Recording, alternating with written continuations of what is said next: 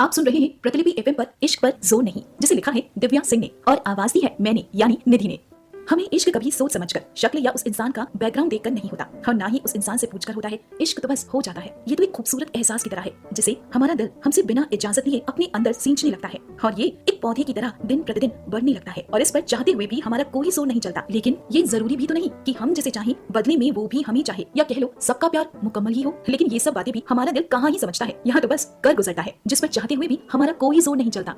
अरे ओ महारानी, अपने बाप की जागीर समझ के रखा है क्या? चल उठ जा, कहीं की राजकुमारी नहीं है तू। इतना कहते हुए एक 40 वर्षीय महिला ने ठंडे पानी से भरी बाल्टी को एक सोती हुई लड़की के ऊपर उड़ेल दिया, जिसके कारण वो लड़की घबरा कर उठ बैठी, लेकिन पानी से पूरी तरह तरबतर हो गई। तभी उस 40 वर्षीय महिला ने अपना रेडियो फिर चालू किया। उठ गई महारानी जी, अब थोड़ा कमरे से बाहर निकलने की कृपा कर दें तो आपकी बड़ी मेहरबानी होगी। फिर थोड़ा उखड़ते हुए, बाहर तेरे चाचा लोग इंतजार कर रहे हैं तेरा, जल्दी से जाकर मिल ले। इतना बोलकर वो महिला कमरे से बाहर चली गई। इतना सुनने के बाद उस लड़की की आंखों में आंसू आ गए और उसने अपना सिर ऊपर की तरफ उठाकर बोला, माँ मुझे यहाँ अकेला क्यों छोड़ दिया, मुझे भी साथ ले जाती। इतना बोलकर वो आंखों में आंसू लिए सोचने लगी। 15 दिन पहले तक सब कितना ठीक था। उसके साथ उसकी माँ जो थी और साथ में उसके 2 चाचा चाची और 3 चचेरी बहनें और 2 भाई। कितना सुखी परिवार था उसका। अपनी माँ के लिए राजकुमारी थी तो वहीं चाचा चाची के लिए उनके लाडो बिटिया। कितना उधम मचाती थी दिन भर और माँ उसके पीछे खाने की थाली लिए घूमती थी। फिर थक कर एक जगह बैठ जाती थी और कहती थी, अगर मुझे कुछ हो गया तो इस लड़की का ख्याल कौन रखेगा। फिर वो उनके गले में अपनी बाहें डालकर कहती थी कि आपको कुछ नहीं होना है। लेकिन उसे क्या पता था कि ये एक दिन सच हो जाएगा और उसकी माँ उसे हमेशा के लिए छोड़कर चली जाएगी। उनके जाते ही सारे रिश्ते भी बदल जाएंगे। जिनके लिए कल तक वो लाडो बिटिया थी, आज उन्हीं के गले की हड्डी बन जाएगी। गौरी गौरी, उसका ध्यान तब टूटा जब किसी ने उसका नाम पुकारा। उसने अपने आंसुओं को बहने से रोका, ये कहकर आज के लिए इतना काफी है, अब कल आना। इतना कहते हुए गौरी ने अपनी और अपने बिस्तर की हालत देखी जो पानी से भीगा हुआ था। सबको समेटा और कपड़े बदलकर कमरे से बाहर आ गई, जहाँ उसके चाचा जी कब से उसे बुला रहे थे। गौरी जी चाचा जी, आपने बुलाया? चाचा जी कुछ कहते उससे पहले ही चाची जी ने अपना रेडियो चालू कर दिया। ये कोई उठने का समय है? कहीं की महारानी नहीं हो जो इतनी ठाठ से सो रही थी। और जा अपनी छोटी चाची की किचन में मदद कर, मुफ्त का तुझे एक रोटी भी तोड़ने नहीं दूंगी। चाची का रेडियो तब तक चालू था अगर बीच में चाचा जी ना टूटते। चाचा जी देखो गौरी, अचानक से तुम्हारी माँ की इस बड़ी बीमारी में बहुत पैसे खर्च हो गए हैं। फिर उनके जाने के बाद उनकी श्राद्ध क्रिया में अब हम तुम्हारा बोझ नहीं उठा सकते, तो हमने सोचा है कि तुम बंसल अंकल के अनाथ आश्रम चले जाओ। मैंने उनसे बात कर ली है, आज शाम वो तुम्हें लेने आ जाएंगे। तुम तैयार रहना और तुम्हें डरने या चिंता करने की जरूरत नहीं है। हम लोग एक ही शहर में हैं, जब जरूरत होगी हम लोग आ जाया करेंगे, ठीक है? अपने ही खुद के चाचा जी के मुंह से ये सब सुनकर गौरी की आंखें भर आईं। उसने बस हाँ में सिर हिलाया और अपने कमरे में चली गई। तभी उसे बाहर अपनी चाची जी की बातें सुनाई दी। बहुत सही किया जी आपने जो उसे वहां भेज रहे हैं। अब वो खुद देखे अपना कि उसे क्या करना है। एक जवान लड़की का बोझ हम कब तक उठाते? जब उसकी माँ ने नहीं सोचा तो हम क्यों सिर डट पाले। चाची जी का रेडियो तब बंद हुआ जब चाचा जी बोले, चलो मैं चलता हूँ, शाम को बंसल भाई साहब के आने से पहले आ जाऊंगा। गौरी अपने कमरे में सुबहते हुए अपने सब सामान पैक कर रही थी। शाम भी हो गई और बंसल अंकल भी आ गए। वो बंसल अंकल को बचपन से जानती थी। उसने कभी अपने पापा को नहीं देखा था क्योंकि गौरी जब 2 साल की थी तभी उसके पापा का देहांत हो गया था। लेकिन उसने सुना था कि बंसल अंकल और उसके पापा बचपन के दोस्त थे और साथ ही अपनी पूरी पढ़ाई किए थे। बंसल अंकल से अक्सर वो अपने पापा के किस्से सुना करती थी, जिससे उसे लगता था कि वो अपने पापा के करीब है। थोड़ी ही देर बाद वो बंसल अंकल के साथ निकल गई। उनके साथ अनाथ आश्रम पहुंचकर वो एक कमरे में जाकर बैठ गई। उसकी जिंदगी 15 दिन के अंदर क्या से क्या हो गई। उसका परिवार है फिर भी आज वो एक अनाथ की तरह अनाथ आश्रम है। ये सब सोचते हुए उसकी आंखें भर आईं और वो रोने लगी। तभी उसे अपने कमरे में किसी के आने की आहट हुई। उसने नजरें ऊपर की तो बंसल अंकल खड़े थे, हाथ में खाने की थाली पकड़े और उसके पास बैठते हुए बोले, मुझे पता है कि तुम्हारा कुछ खाने का मन नहीं है, लेकिन अपनी माँ के सपनों को पूरा करने के लिए ताकत की जरूरत पड़ेगी तुम्हें। गौरी जब माँ ही हमें छोड़ गई तो उनके सपने कैसे? तभी बंसल अंकल उसके पास एक लिफाफा रखते हुए बोले, ये तुम्हारी माँ ने तुम्हारे लिए छोड़ा है, एक बार जरूर देख लेना तो शायद खाना खाने का मन हो जाए। इतना बोलकर वो कमरे से बाहर चले गए। गौरी उस लिफाफे को देख सोचने लगी कि इसके अंदर क्या होगा और उसकी माँ ने उसके लिए क्यों छोड़ा है। उसे उलट पलट कर देखा तो उसके ऊपर उसका ही नाम लिखा था। उसने तुरंत उसे खोला तो देखा एक खत के साथ साथ एक एटीएम कार्ड है और साथ ही उसमें एक पायल थी जो उसकी माँ की थी, जिसे देखकर उसे काफी हैरानी हुई। उसने तुरंत वो खत पढ़ना शुरू किया जिसमें लिखा था, मेरी गौरी जब तुम ये खत पढ़ोगी तब तक मैं ऊपर तुम्हारे पापा के पास रहूंगी। मुझे पता है मेरी बीमारी अब मेरी जान लेकर ही छोड़ेगी और बहुत जल्द मैं तुम्हें और इस दुनिया को अलविदा करने वाली हूँ। लेकिन मेरी बच्ची तुम कभी खुद को अकेला मत समझना। मेरे जाने के बाद भी मेरा जितना ही प्यार देने वाले लोग रहेंगे यहाँ और जो सपने हमने देखे थे तुम्हें एक डिजाइनर बनाने का, मुझे पूरा विश्वास है कि वो तुम जरूर पूरा करोगी। अपने लक्ष्य से कभी अलग नहीं जाओगी। और आगे मेरी बात को ध्यान देना, मैं तुम्हारे सपने को पूरा करने के लिए मुंबई भेजना चाहती थी, जिसके लिए मैंने कुछ तुम्हारे लिए इकट्ठा किए हैं। काश मैं जिंदा रहती तो तुम्हें अपनी आंखों के सामने जाते हुए देखती तो काफी खुशी महसूस होती, लेकिन किस्मत को शायद यही मंजूर नहीं है। तो मैं ये जिम्मेदारी तुम्हारे बंसल अंकल के हाथों में दे रही हूँ। अपना ख्याल रखना और हमेशा खुश रहना। तुम्हारी माँ हमेशा तुम्हारे साथ है, तुम्हारी माँ। इतना पढ़ते ही गौरी की आंखों में आंसुओं का सैलाब भरने लगा जिसे वो चाहकर भी नहीं रोक पा रही थी। कुछ घंटों तक वो रोती रही और वैसे ही रोते रोते सो गई। अगली सुबह उठते ही वो अनाथ आश्रम के ऑफिस में गई तो देखा उसके बंसल अंकल बैठे हुए उसे देखते ही मुस्कुराकर बोले, आओ बेटा सही टाइम पर आई हो, मैं भी नाश्ता करने जा रहा था।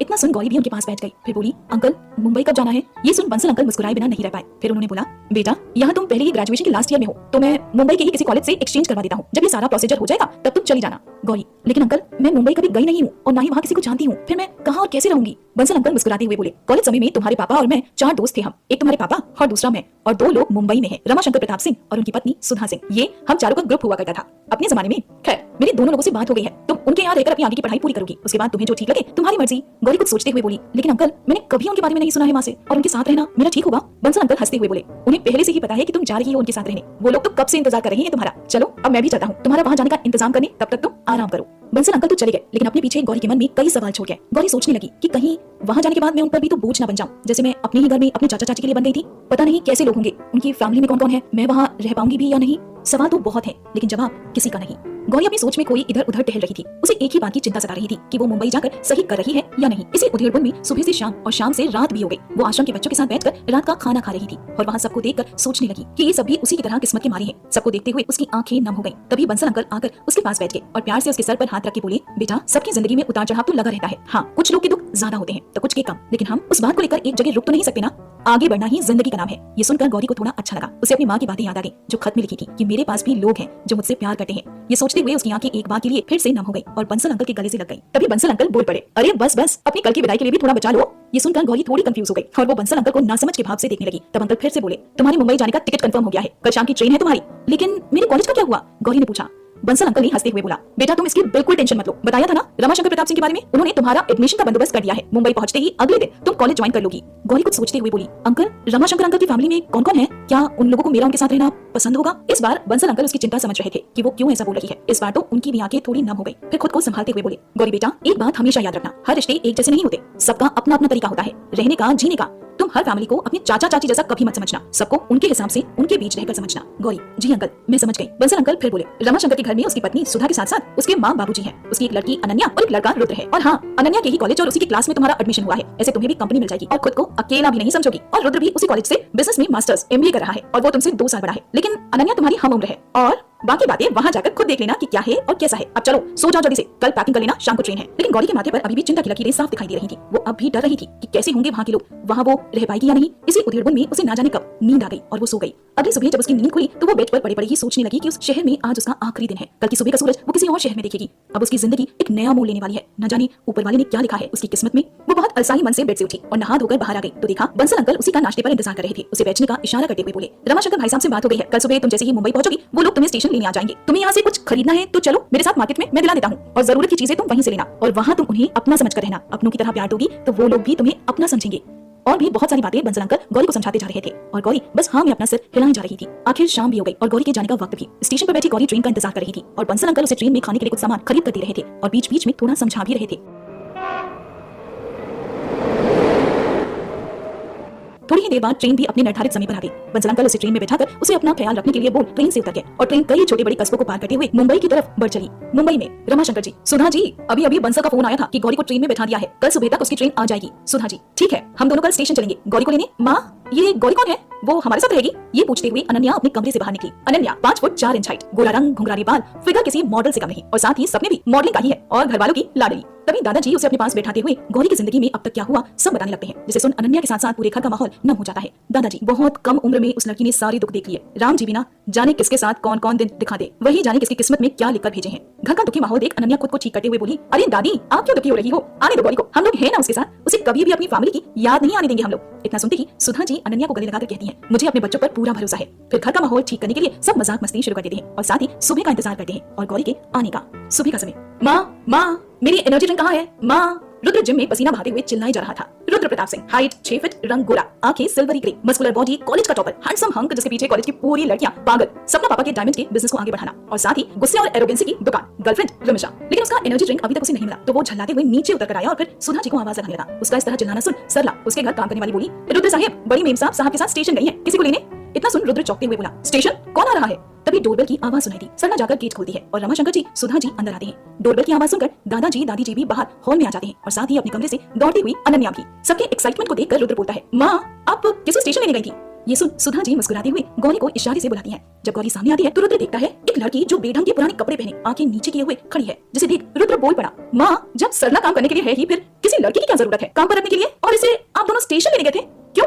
रुद्र की बात सुन सभी लोग सन्न रह जाते हैं। इस लड़के ने क्या बोल दिया? तभी सुधा जी थोड़ा कड़क होकर बोलती है, रुद्र ये गौरी है, सीमा आंटी को जानते हो ना, मेरी फ्रेंड, उनकी बेटी है ये गौरी और ये अब हमारे साथ रहेगी इसी घर में। रुद्र की बात सुन गौरी की आंखों में आंसू आ जाते हैं लेकिन उसने खुद को रोक रखा था। अपने उस आंसुओं को रोक रखा था ये कहकर कि तेरी यही किस्मत है। गौरी के साथ साथ वहां खड़े सभी को ये बात थोड़ी बुरी लगी। कहीं ना कहीं रुद्र भी थोड़ा झेप गया कि उसने क्या बोल दिया, लेकिन अब जो होना था वो हो चुका था, जिसे चाहकर भी कोई बदल नहीं सकता था। तभी अनन्या थोड़ा आगे आई और चहकते हुए गौरी का हाथ पकड़कर बोली, हाय माई सेल्फ अनन्या, अनन्या प्रताप सिंह, और आज से मैं तुम्हारी बेस्ट फ्रेंड, क्लासमेट और साथ ही साथ रूममेट भी। इतना कहकर वो हंसने लगी, लेकिन गौरी ने कोई जवाब नहीं दिया। अभी भी उसकी नजरें नीचे ही जमीन को लगातार घूर रही थी। ये देख अनन्या अपनी माँ की तरफ देखती है तो सुधा जी उसे आंखों से इशारों में समझाती है। फिर गौरी के सर पर हाथ रखकर कहती है, गौरी बेटा तुम कल शाम से ट्रैवल कर रही हो, थक गई होगी, चलो तुम पहले फ्रेश हो जाओ, फिर नाश्ता करके आराम करना। और उसे लेकर जाने लगती है तो पीछे पीछे अनन्या भी चल देती है। सुधा जी के जाने के बाद रुद्र, सॉरी डैड, मुझे नहीं पता था, लेकिन ये अचानक से यहाँ हमारे साथ क्यों रहेगी? तब रमाशंकर जी उसे सब कहानी सुनाते हैं, जिसे सुन रुद्र थोड़ा अपसेट हो जाता है कि अनजाने में ही सही लेकिन उससे गलती हो गई। तभी उसके दोस्तों का कॉल आता है तो वो कॉलेज के लिए निकल जाता है और इधर सुधा जी गौरी के लिए कपड़े लेकर आती है, जिसे देख गौरी मना करने लगती है। तो सुधा जी कहती है, बेटा जब माँ कोई चीज दे तो उसे मना नहीं करते। ये सुन गौरी की आंखें भर आती है और वो सुधा जी को गले से लगा लेती है। तभी अनन्या माहौल को नॉर्मल करने के लिए बोल पड़ती है, क्या माँ आप भी ना रुला दी ना गौरी को, और वैसे भी आज से जो मेरा है वो गौरी का, उसे वो पूरे हक से ले सकती है, कपड़े भी, आप उसकी चिंता मत करो। फिर गौरी का हाथ पकड़कर कहती है, आज ये अनन्या प्रताप से तुम्हें जुबान देती है कि जो मेरा है वो गौरी का भी और हमेशा रहेगा। गौरी भी अब थोड़ा थोड़ा लोगों से बात करने लगती है। कुछ ही घंटों में उसे अनन्या और अनन्या को गौरी पसंद आने लगती है। पूरे दिन घरवाले उसे अपनी बातों में उलझाए रखे और देखते ही देखते कब शाम से रात हो गई किसी को पता ही नहीं चला। रात को खाना खाते वक्त जब सब लोग डाइनिंग टेबल पर बैठे तब रमाशंकर जी ने बोला, गौरी बेटा तुम्हारे एडमिशन की सारी फॉर्मेलिटीज पूरी हो गई हैं, कल से तुम अनन्या के साथ कॉलेज जा सकती हो। ये सुन अनन्या काफी खुश हुई और बोली, गौरी कल मैं तुम्हें अपने दोस्तों से मिलवाऊंगी, पूरा कॉलेज घुमाऊंगी, यार I am super excited. Gauri ने मुस्कुराकर रमाशंकर जी को थैंक यू बोला। रमाशंकर जी उसके सर पर हाथ रखते हुए बोले, बेटा बस अपने सपनों को पूरा करो और हमेशा खुश रहो। खाना खाने के बाद सब अपने रूम में सोने चले गए। अनन्या भी सो चुकी थी, लेकिन गौरी को नींद नहीं आ रही थी तो वो रूम से बाहर निकल कर आई। तभी उसने किचन की तरफ एक परछाई देखी, जिसे देखकर वो थोड़ा डर गई, लेकिन इतनी रात में वो किसे बुलाती, तो उसने खुद ही हिम्मत करके उस परछाई का पीछा किया। आखिर कौन थी वो अनजानी परछाई और किचन में क्या कर रही थी? क्या होगा जब अनन्या का सामना उस परछाई से होगा? जानेंगे इसके अगले भाग में।